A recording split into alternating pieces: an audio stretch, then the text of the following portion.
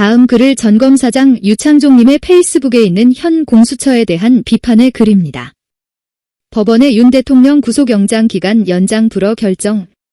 서울중앙지법이 윤 대통령의 구속기간 연장을 신청한 검찰에 대하여 불허한 결론은 맞습니다. 다만 연장 불허 사유가 공수처의 수사를 검찰이 보완 수사할 수가 없다는 취지로 기재한 것은 납득하기 어렵습니다. 어쨌든 법원이 구속기간 연장을 불허함으로써 검찰이 윤 대통령의 사건을 처리하는 방안에 관하여 다시 한번 고민할 기회를 준 것으로 큰 의미가 있겠습니다. 검찰이 기소 여부를 결정하기 위해서 부득이 보완 수사를 해야 하는 경우가 수없이 많을 수밖에 없습니다.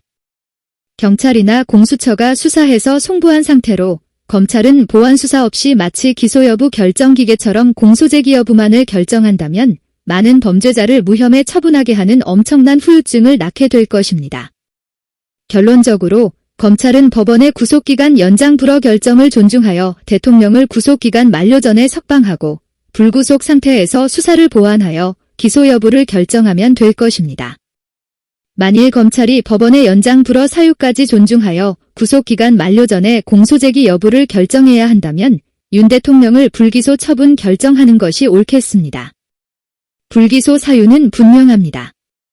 첫째로 비상계엄은 법률이 정한 통치행위로서 내란죄가 성립할 수 없다는 헌법학자들의 의견이 많고 또 김대중 대통령 대북 송금 사건에서도 대법원이 통치행위를 인정하는 취지를 판시한 전례가 있습니다.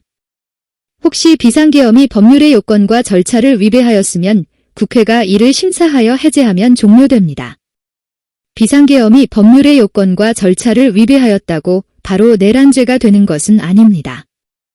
수사검사가 유죄의 심증으로 피의자를 구속기소하였으나 수사 절차 위배 등을 이유로 법원이 무죄 판결을 하였다고 해서 그 검사의 수사와 기소가 바로 불법 구금죄가 되지 않는 것과 마찬가지입니다.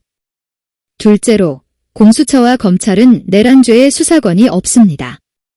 법률에 명백히 수사권이 없는 것으로 규정하였는데 수사권이 있는 다른 가벼운 죄와 연관이 있다는 이유로 내란죄를 수사한 것은 수사권의 남용이고 불법 수사로 범죄 행위가 됩니다. 셋째로 윤 대통령의 체포영장과 구속영장은 공수처가 관할 건이 없는 서부지법에 청구하여 불법으로 발부받은 영장입니다. 공수처가 수사권 없는 내란죄를 수사하고 불법으로 체포와 구금까지 한 불법 수사를 한 후 사건을 송부하였음에도 불구하고 검찰이 지금 구속 상태로 기소하는 것은 검찰도 공수처의 불법 수사, 불법 구금의 공범이 됩니다. 검찰의 정의로운 결단과 결정을 기다립니다. 검찰이 법원의 구속기간 연장 불허 결정에 대하여 구속기간을 연장해달라는 재신청을 하였다는 보도가 있습니다.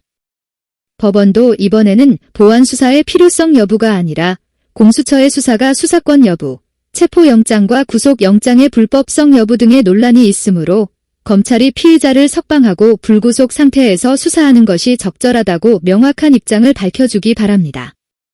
구속기간 연장 결정을 해주면 법원도 공수처의 불법 수사를 추인해주는 결과가 됩니다.